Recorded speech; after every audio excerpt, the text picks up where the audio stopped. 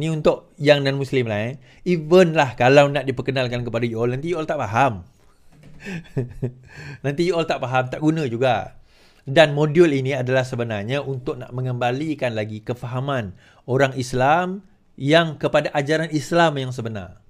Ini sebenarnya kaedah hadis 40 ni. Hadis 40 ni dia banyak pengajaran di dalam dia. Ada 42 hadis di dalam dia dan banyak pengajaran daripada basic ibadah, kepada iman, kepada amal, kepada akhlak, kepada mempercayai hari kiamat dan sebagainya. So benda itu dia ambil sikit hadis berkenaan dengan pelbagai topik. Tujuan Imam Nawawi dahulu adalah untuk kita nak sekurang-kurangnya, kalau kita tak boleh belajar semua beribu hadis, kita tahu yang basic ini, insya-Allah cukuplah untuk kita nak mengetahui asas kepada ajaran Islam yang sebenar, bukan ajaran Islam yang terpesong, yang songsang, yang sesat lagi menyesatkan. Kalau undi parti lain jadi kafir, bukan yang itu. Kan? Politik sekular, agama sekular jadi kafir, bukan itu. Bukan itu ajaran Islam yang sebenar. Kalau kita faham apa yang dimaksudkan dibawakan oleh Rasulullah sallallahu alaihi wasallam, ajaran baginda, kita akan tahu. Sebab itulah takfiri ini sebagaimana disebut oleh wanita ataupun orang kata muslimat, wanita amanah. Dia tak panggil muslimat, PAS dia panggil muslimat. PAS dikuasai pemimpin berjiwa takfiri selepas Nik Aziz meninggal. Takfiri maksudnya berjiwa suka mengkafirkan orang lain. Okey, kita baca. PAS didakwa dikuasai oleh pemimpin berjiwa dan berfikiran takfiri, merujuk kepada sikap seseorang yang mudah menuduh orang lain keluar dari Islam selepas bekas Mursyidul Am parti itu Tan Sri Abdul Aziz Nikmat meninggal dunia. Ketua Wanita Parti Amanah Negara Aiman Azirah Sabu mendakwa pergeseran PAS di dalam PR pada asalnya bukan di antara PAS dan DAP. Sebaliknya adalah di antara PAS dan PKR, atau lebih tepat antara PAS dan Anwar. Beliau mendakwa isu sebenar adalah Presiden PAS Tan Sri Abdul Hamid Awang tidak boleh menerima pandangan dan kepimpinan orang lain dengan keputusan majoriti ahli jawatan PAS turut dilanggar. Dakwaannya, perbezaan pendapat di dalam PAS juga gagal diuruskan secara berjamaah, malah lebih jauh daripada ukhuwah Islamiah. Bermula segala usaha pembunuhan karakter dan label-melabel. Haji Hadi sendiri mencabar yang tidak setuju dengannya agar keluar tinggalkan PAS. Pada masa yang sama, pengikut-pengikutnya terus menjalankan pelbagai provokasi dan buli, dan dengan fitnah adu domba dijadikan sesuatu yang halal. Sementara Haji Hadi memilih untuk hanya berdiam diri dan gagal menegur tindakan-tindakan ghulu atau berlebihan yang dilakukan oleh para pengikutnya ke atas majoriti kepimpinan dan aktivis PAS yang kemudiannya disingkirkan dengan cara yang cukup licik dan jahat dalam siri pemilihan parti yang berat sebelah, syarat dengan fitnah dan adu domba. Dalam segala kerosakan dan kebajatan yang ada di dalam PAS bawah kepimpinan Haji Hadi, kegagalan menzahirkan perjuangan Islam yang penuh rahmah, kegagalan memastikan uswah dan qudwah, uswatul hasanah ni akhlak perbuatan yang baik, qudwah ikutan akhlak yang mulia, maka tiada jalan lain selain daripada berhijrah. Dakwanya dalam satu hantaran di Facebook. Media sebelum ini melaporkan Hadi yang juga Timbalan Pengurusi Perikatan Nasional dalam ceramah PN semalam mendakwa tindakan segelintir ahli dan bekas pemimpin parti itu menyertai amanah adalah kerana takut kalah dalam pilihan raya. Beliau turut menyifatkan mereka sebagai lemah semangat sehingga sanggup meninggalkan dasar perjuangan PAS. Terdahulu Aiman Atirah juga Timbalan Menteri Pembangunan Wanita mendakwa fahaman amanat Haji Hadi makin terserlah apabila wujud perbezaan pendapat dalam kalangan kepimpinan PAS, khususnya selepas pilihan raya umum ke-13 yang menyaksikan Pakatan Rakyat masih belum berjaya memerintah Malaysia. Okey, masih belum berjaya memerintah Malaysia. Menurut Ketua Wanita PH itu, Abdul Hadi memilih untuk membiarkan PR terbubar disebabkan dua faktor. Antaranya takut kalah dalam PRU14 kerana sudah hilang keyakinan dapat menjadi kerajaan persekutuan melalui pilihan raya bersama PR. Keduanya, Abdul Hadi juga tahu bahawa jika terus bersama Pakatan Rakyat dipimpin oleh Anwar, maka peluang PAS untuk menjadi Perdana Menteri adalah sangat sukar kerana perlu terlebih dahulu menafikan Anwar. Keputusan PRU14 membuktikan sebaliknya. Bekas-bekas pemimpin PAS termasuk Timbalan Presiden sendiri Muhammad Sabu bersama Allahyarham Salahuddin Ayub, Dr. Mujahid Yusof Awal, Khalid Samad dilantik sebagai menteri di samping 5 pemimpin amanah juga dilantik sebagai Timbalan Menteri. Ini dengan sendirinya menepis dakwah Hadi yang menuduh kami menubuhkan dan menggerakkan amanah kerana takut kalah. Bahkan keputusan 14 adalah bukti bahawa pandangan kami masih bersama di dalam PAS adalah benar. Perlu diingat, majoriti kepimpinan PAS yang menggerakkan amanah merupakan aktivis dan arkitek pembangunan PAS itu sendiri. Kemenangan amanah dan PH mengakibatkan kemarahan, bukan kepalang. Itulah yang menjadi dorongan khususnya Haji Hadi sendiri mengatur rencana bagi menjatuhkan kerajaan Pakatan Harapan yang amanah bekas PAS sebahagian daripadanya. Baik, saya nak komen sikit tentang ni tuan-tuan. Bagaimana sebenarnya perjuangan PAS ini, perjuangan awal PAS ni, kita bawa dari situ dulu. Macam mana saya nak start? Okey. Sewaktu Allahyarham Tuan Guru Nik Aziz masih hidup, dia adalah antara orang yang tidak percaya dan mengatakan ketidakpercayaan kepada kes liwat yang difitnah terhadap Datuk Seri Anwar Ibrahim.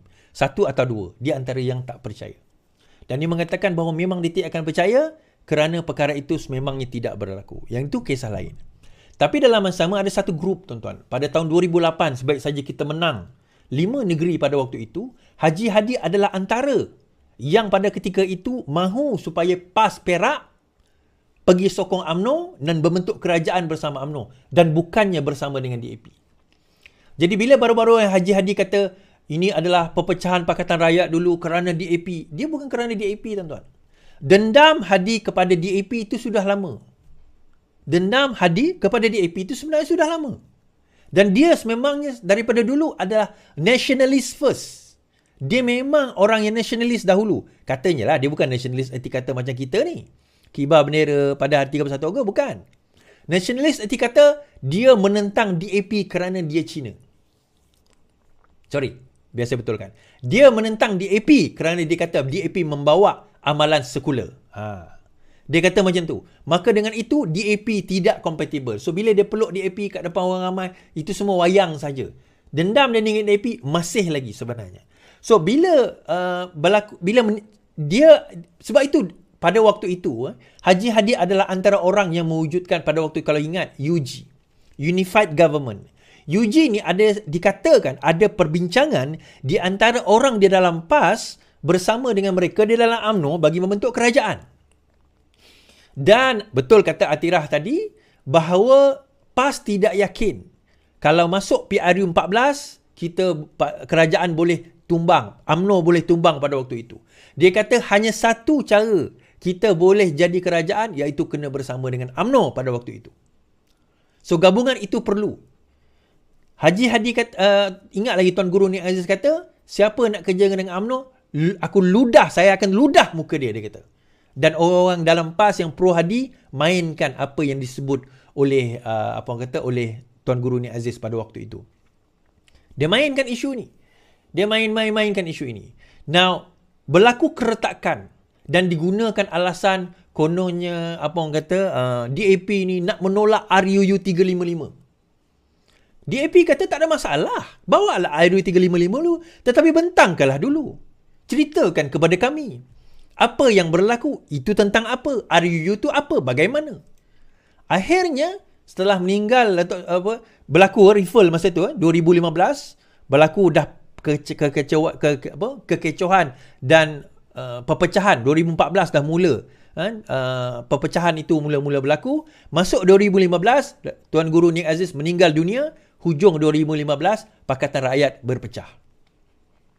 Yang tak nak masa tu PAS, yang tak nak amanah pada waktu itu, yang tak nak Pakatan Harapan terbentuk pada waktu itu adalah geng Azmin and Katel.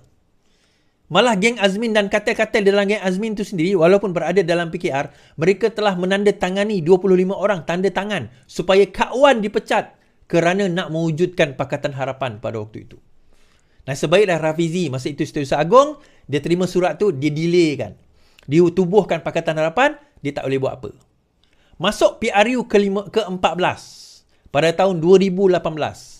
Pada masa itu berlaku pertembungan 3 penjuru.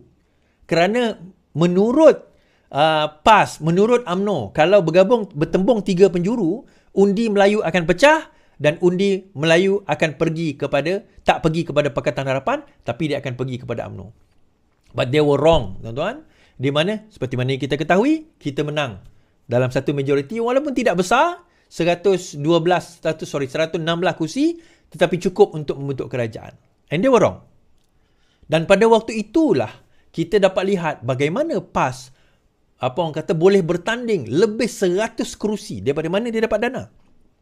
Dan di situlah timbul dakwaan Claire Brown bahawa PAS menerima lebih 90 juta daripada UMNO. Bukan parti UMNO, tetapi individu di dalam UMNO. Dan Hadi pergi saman Claire. Last dia kata dia menang, tapi ujungnya dia yang kena bayar Claire 1.4 juta. Now, balik kepada cerita ni tadi. Riffles itu 2014 itu berlaku. Sampai ada masa itu pemilihan parti PAS. Ya, ni mereka menuduh Anwar Rinas, geng-geng ini yang pro kepada Anwar, pro kepada Pakatan Harapan, Pakatan Rakyat pada waktu itu. Sebagai Anwar Rinas tak boleh pakai. Mereka adalah orang yang terbuang, munafik haraki dan sebagainya. Akhirnya mereka disingkirkan dengan cara yang licik. Dia keluar, pihak 2016 terbentuklah Parti Amanah Negara. 15 dia keluar, 16 terbentuk Parti Amanah Negara. So lepas terbentuk Parti Amanah Negara, terbentuklah Pakatan Harapan pada tahun 2016. Tapi pada masa itu Pakatan Harapan tidak berjaya di orang kata register lah, tak berjaya register. Masih lagi guna parti masing-masing untuk bertanding. Di dalam first kali Amanah bertanding di dalam PRN Sarawak pada tahun 2016. Kenapa? Sebab Don Semariang yang bertanding Amanah pada waktu itu. Kan? So saya tolong masa itu Amanah bertanding di Don saya. Walaupun kalah, tapi tak apalah. Kita pun tahu kan PRU 2016 tu bagaimana keadaan dia.